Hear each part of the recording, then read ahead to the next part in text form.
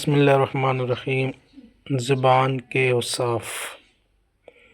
زبان کے 10 اوصاف۔ زبان کی 10 خصلتیں ہیں جن کی پہچان عقل مند کے لیے ضروری ہے، اور یہ کہ ہر خصلت کو اس کے موقع اور جگہ پر رکھا جائے۔